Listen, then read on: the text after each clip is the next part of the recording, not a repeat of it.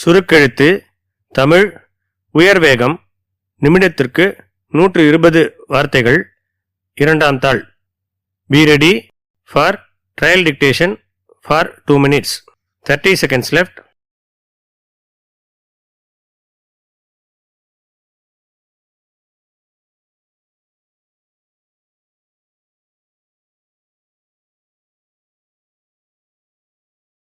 Fifteen seconds left. 10 seconds left. 5 seconds left. Begin. சட்டமன்ற பேரவையில் வரவு செலவு திட்ட பொது விவாதத்தின் போது மாண்புமிகு நிதியமைச்சர் அவர்கள் ஆற்றிய பதிலுரை வருமாறு. முதற்கண் இந்த விவாதத்தில் பங்கு கொண்ட பல்வேறு கட்சி உறுப்பினர்களுக்கு நன்றியை தெரிவித்துக் கொள்கிறேன். முதலாவதாக பள்ளி கல்வித்துறை குறித்து சில உறுப்பினர்கள் குறை கூறி பேசினர். கல்வி என்கிற ஆயுதம் கொண்டே எதிர்காலத்தை வெல்ல முடியும் என்பதை இந்த நேரத்தில் மாமன்றத்தின் கவனத்திற்கு கொண்டு வர கடமைப்பட்டுள்ளேன். அவ்வகையில் கடந்த ஆண்டை காட்டிலும் இந்த ஆண்டு பள்ளி கல்விக்கு கூடுதலாக 10% நிதி ஒதுக்கப்பட்டுள்ளது என்பதை தெரிவித்துக் கொள்வதில் பெருமை அடைகிறேன். சமீபத்தில் 3ஆம் பாலினத்தவர் தங்களது குடும்பத்தினர் உதவியின்றி கல்வியை தொடர முடியாமல் சிரமப்படுவது குறித்து பத்திரிகைகளில் செய்தி வந்திருப்பதை மாமன்ற உறுப்பினர்கள் பார்த்திருப்பீர்கள். அதை கண்ட மாண்புமிகு முதலமைச்சர் அவர்கள் தாயுள்ளம் கொண்டு இனிவரும் காலங்களில் திருநங்கைகளின் கல்லூரி படிப்புக்கான முழு செலவையும் அரசே ஏற்க ஆணையிட்டிருக்கிறார்கள் என்பதை மெத்த மகிழ்ச்சியுடன் தெரிவிக்க கடமைப்பட்டுள்ளேன். அதற்கடுத்து மத்திய அரசின் சில திட்டங்களோடு மாநில அரசு தனது பெயரை சேர்த்துக் கொள்கிறது என்று மாமன்ற உறுப்பினர்கள் சிலர் கருத்து தெரிவித்தனர். உதாரணமாக பிரதம மந்திரி வீடு கட்டும் திட்டத்தில் ஒரு வீட்டிற்கான மொத்த அனுமதி ரூபாய் 1.25 லட்சம் மட்டுமே. இதில் பெரும் பகுதியை மத்திய அரசு வழங்குவதாக உறுப்பினர் சுட்டிக்காட்டினார். எனினும் கிராம பகுதிகளில் இந்த நிதி போதுமானதாக இல்லை.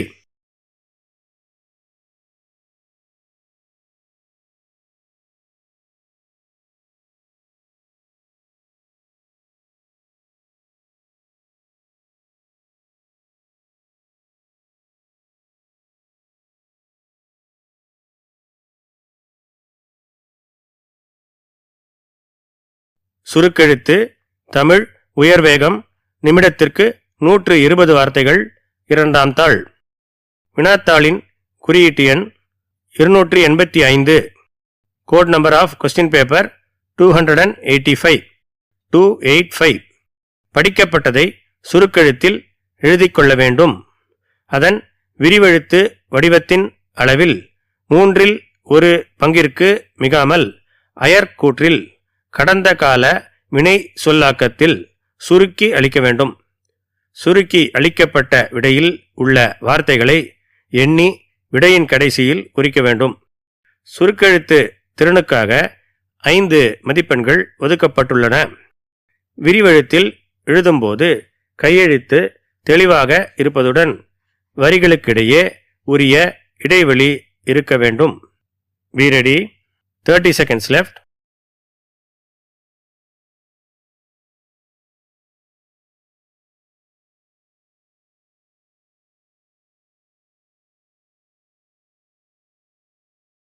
Fifteen seconds left. 10 seconds left. 5 seconds left. Begin.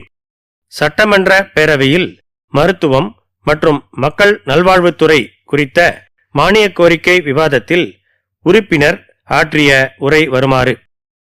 மாண்புமிகு பேரவை தலைவர் அவர்களே, மருத்துவ துறை மானிய கோரிக்கை குறித்து பேச வாய்ப்பளித்தமைக்கு நன்றி பாராட்ட கடமைப்பட்டுள்ளேன். முதற்கட்டமாக இந்தியாவிலே அதிக எண்ணிக்கையில் மருத்துவக் கல்லூரிகள் கொண்ட மாநிலம் என்ற நிலைக்கு நம்மை உயர்த்திய மாண்புமிகு முதலமைச்சர் அவர்களுக்கு பாராட்டுகளை தெரிவித்துக் கொள்கிறேன். இதில் மற்றொரு விஷயத்தையும் இந்த மாமன்றம் கவனிக்க வேண்டுமென்று கேட்டுக்கொள்கிறேன். அதாவது, நமது மாநிலத்தில் உள்ள மொத்த மருத்துவ கல்லூரிகளில் சுமார் 3/4 பங்கு அரசு கல்லூரிகள் ஆகும் என்பதை சுட்டிக்காட்ட கடமைப்பட்டுள்ளேன். இது உள்ளபடியே பெருமைக்குரியது என்று சொன்னால் அது மிகையாகாது. அடுத்ததாக, வளர்ந்த நாடுகளான மேற்கத்திய நாடுகளில் கூட உடல்நிலை சரியில்லை என்றால் மருத்துவரை பார்க்க பதிவு செய்து ஒரு சில நாட்கள் காத்திருக்க வேண்டியுள்ளது என்பதை இந்த நேரத்தில் நான் நினைவுபடுத்த விரும்புகிறேன். எனினும் நமது மாநிலத்தில்தான் அவரவர் வசதிக்கேற்ப அரசு மருத்துவமனைகளில் இலவசமாகவோ தனியார் மருத்துவமனைகளில் கட்டணம் செலுத்தியோ உடனுக்குடன் மருத்துவ சிகிச்சை பெற முடிகிறது. இன்னும் சொல்லப்போனால் இந்திய நாட்டிற்கே மருத்துவ தலைநகராக சென்னை விளங்குகின்றது என்பதை கோடிட்டு காட்ட கடமைப்பட்டுள்ளேன். அடுத்தபடியாக, மருத்துவ துறையில் நமக்குள்ள மேலும் சில சிறப்புகளையும் நான் கவனத்திற்கு கொண்டுவர கடமைப்பட்டுள்ளேன். குறிப்பாக சொல்ல வேண்டுமானால், உறுப்பு மாற்று அறுவை சிகிச்சைக்காக உடல் உறுப்புகளை தானமாக கொடுப்பதில் நமது மாநிலம் நாட்டிற்கே முன்னோடியாக திகழ்கிறது என்பதை மெத்த மகிழ்ச்சியுடன் தெரிவித்துக் கொள்கிறேன். இதன் மூலம் ஆயிரக்கணக்கான ஏழை எளிய மக்கள் பயனடைந்துள்ளனர் என்பதை இந்த சந்தர்ப்பத்தில் நினைவுபடுத்த விரும்புகிறேன்.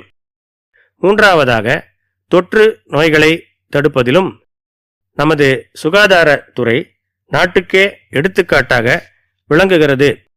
கோவிட் பெரும் தொற்று ஏற்பட்டபோது நமது மருத்துவர்கள், அதிலும் குறிப்பாக அரசு மருத்துவர்கள் மற்றும் பல பணியாளர்கள் ஆற்றிய அரிய சேவையை நினைவுகூர கடமைப்பட்டுள்ளேன். தம்முடைய உயிரையும் துச்சமென மதித்து அவர்கள் செய்த சேவையை இம்மாமன்றத்தின் வாயிலாக பாராட்ட கடமைப்பட்டுள்ளேன். நான்காவதாக, நோய்களை ஆரம்ப நிலையிலேயே தடுக்க அரசு மேற்கொண்டுள்ள நடவடிக்கைகளை பாராட்ட கடமைப்பட்டுள்ளேன். அவற்றில் மக்களை தேடி மருத்துவம் என்ற தலைசிறந்த திட்டத்தை குறிப்பிட்டு சொல்ல விரும்புகிறேன். கிராமத்தில் உள்ளவர்கள், குறிப்பாக வயதானவர்கள், தங்களுக்கு என்ன நோய் உள்ளது என்பதையே கூட அறியாமல் இருக்கின்றார்கள். அவர்களது நிலையையும் கருத்தில் கொண்டு நமது மருத்துவர்கள் மற்றும் பணியாளர்கள் நேரடியாக கிராமங்களுக்கே சென்று நோய்களை கண்டறிந்து தேவையான மருந்துகளை வழங்குவது என்பது உலக அளவிலே போற்றப்பட வேண்டிய திட்டம் என்பதை சுட்டிக்காட்ட கடமைப்பட்டுள்ளேன். அடுத்ததாக, விபத்து சிகிச்சை பற்றி நான் ஒரு சில வார்த்தைகள் சொல்ல விரும்புகிறேன். தமிழ்நாட்டில் சாலை விபத்தில் இறப்பவர்களின் உயர் எண்ணிக்கையை கருத்தில் கொண்டு இன்னுயிர் காப்போம் என்ற திட்டத்தை அறிவித்த மாண்புமிகு முதலமைச்சர் அவர்களுக்கு நன்றி கூற கடமைப்பட்டுள்ளேன்.